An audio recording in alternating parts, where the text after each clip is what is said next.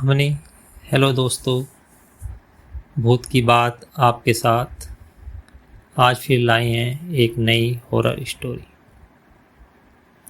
विजय की अभी अभी शादी हुई थी और वह अपनी पत्नी के साथ नए मकान में जा रहा था। उसका आज मुहूर्त था। रिश्तेदार दोस्त सब इकट्ठे हुए थे। खाना खाया, वह दोस्तों से बातें की और घर बड़ा अच्छा था, सबको पसंद आया। 11वीं मंजिल पे फ्लैट था। शाम तक दोस्त बातचीत करते रहे और शाम को सब अपने अपने घर चले गए। अब फ्लैट में विजय और उसकी वाइफ मालती थे। दोनों भी सुबह से काम में व्यस्त होने के कारण थक गए थे। जल्दी सोने का विचार था। सब काम निपटाकर दोनों सोने चले गए। इस घर में उनकी पहली रात थी। अभी तो बहुत काम बाकी था। सामान वामान सेट करना था। सोचा सुबह उठकर जल्दी उठकर सफाई वफाई कर लेंगे। दोनों थकने के कारण जल्दी नींद आ गई। रात को विजय को प्यास लगी और वह फ्रिज में से पानी लेने उठा। उसने पानी की बोतल निकाली, मगर जैसे ही पानी की बोतल निकाली उसने देखा कि फ्रिज की लाइट में उसको किसी के पैर नजर आए।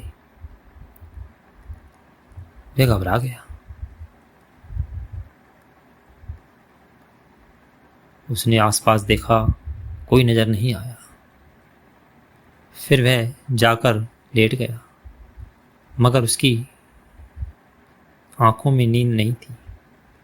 वह बैठ गया और उसने सामने देखा एक औरत एक छोटे बच्चे को लेकर खड़ी है।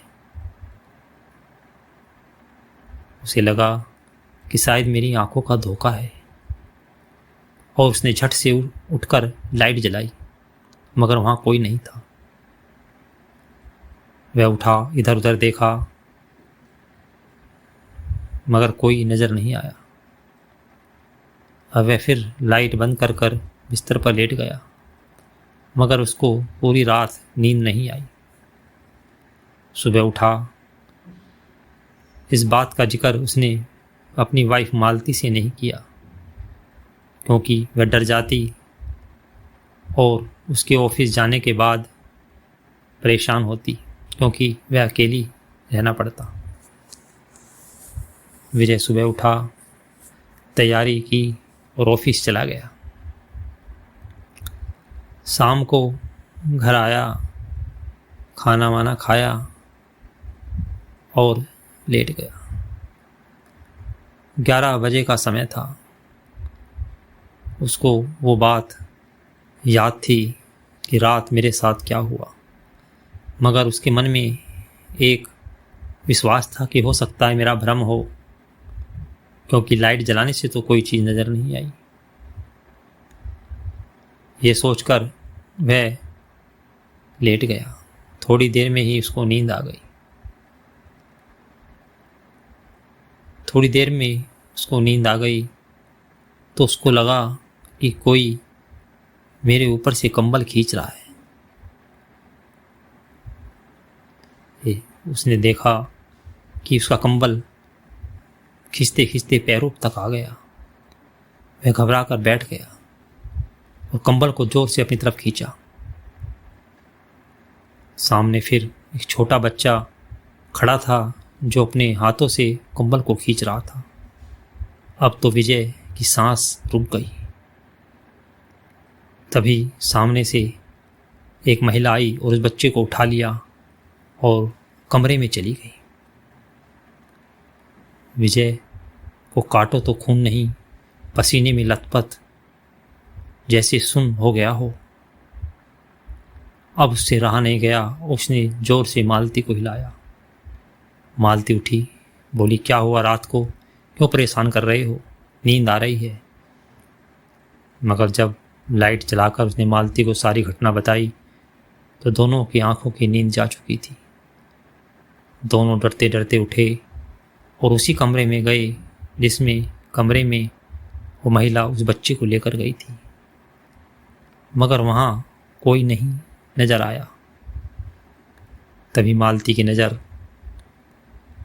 सोफे पर पड़ी। उसने देखा सोफे पर जो गद्दियाँ थी वे आड़ी टीढ़ी पड़ी थी, मगर उसने सोने से पहले सब ठीक तरह से लगाई थी, जैसे कोई यहाँ लेटा हो या किसी बच्चे ने इन्हें गिराया हो। मालती ने विजय को बताया कि देखो, इस सोफे की जो शीट है, गद्दे हैं, वे आड़े तिरछे पड़े हैं, जबकि मैंने इनको सही तरह से लगाया था।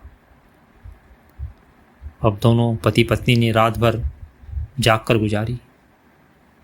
सुबह हुई तो वे तुरंत उस मालिक के पास गए जिससे फ्लैट खरीदा था और उनसे सारी घटना बताई।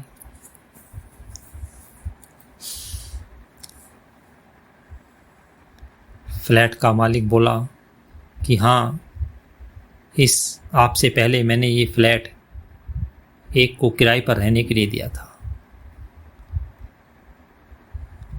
वो पति पत्नी और एक बच्चा था। पति ऊपर से कूदकर आत्महत्या करके मर गया था और पति पत्नी और बच्चा फ्लैट में अंदर ही थे, मगर वो अचानक गायब हो गए। जब मैं किराया लेने गया तो वहाँ कोई नज़र नहीं आया, तो मुझे बड़ा शक हुआ और मैंने पुलिस में रिपोर्ट भी लिखवाई कि बिना किराए दिए कहाँ गायब हो गए। तब मैंने इस फ्लैट को बेचना ठीक समझा। अब विजय और मालती की जान में जान आई। उन्होंने सोचा ये फ्लैट खरीद कर फंस गए। उन्होंने पुलिस में जाना ठीक समझा और पुलिस में रिपोर्ट दर्ज कराई। पुलिस वालों को पहले तो उनकी बातों पर विश्वास नहीं हुआ, फिर जब उन्होंने पहली रिपोर्ट देखी तो उन्हें शक हुआ और उन्होंने फ्लैट को सारा गहन अध्ययन किया, सब तरफ से देखा, मगर उन्हें कुछ ऐसी चीज़ नज़र नहीं आई। तभी उन्होंने देखा कि दीवार पर एक पेंटिंग लगी हुई है और पेंटिंग के नीचे उन्हें कुछ ऐसी चीज़ नज़र आई जो उन्हें शक में डालती थी। उन्होंने विजय से पूछा, ये पेंटिंग किसकी है? विजय ने कहा, जब ये फ्लैट लिया था तो पेंटिंग लगी हुई थी, हमें बड़ी अच्छी लगी तो हमने इसको नहीं हटाया। जब उस पेंटिंग को हटाया गया तो पीछे उस पेंटिंग के सिमट हुआ था और पेंट नहीं हुआ था। ये देखकर सबको आश्चर्य हुआ।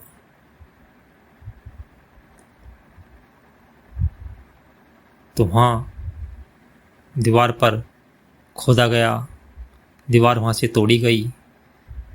थोड़ी खोदते ही एक बक्सा नजर आया जो छोटा था। जब उन्होंने उस बक्से को खोला तो उसमें हड्डियां मिली। बहुत देखकर सबके होश उड़ गए। जब उनका डीएनए कराया गया, चेक भेजा गया लेबोरेटरी में, तो पता चला यह एक औरत और एक बच्चे का है जिसको बुरी तरह से काटा गया और छोटे छोटे टुकड़ों में इसके अंदर बंद करके रख दिया गया। अब पुलिस को सारी कहानी समझ आ गई थी। हो सकता है उसके जो पति था औरत का, उसने पत्नी और बच्चे की हत्या कर दी और फिर उस आत्मग्लानि में वह कूद कर मर गया।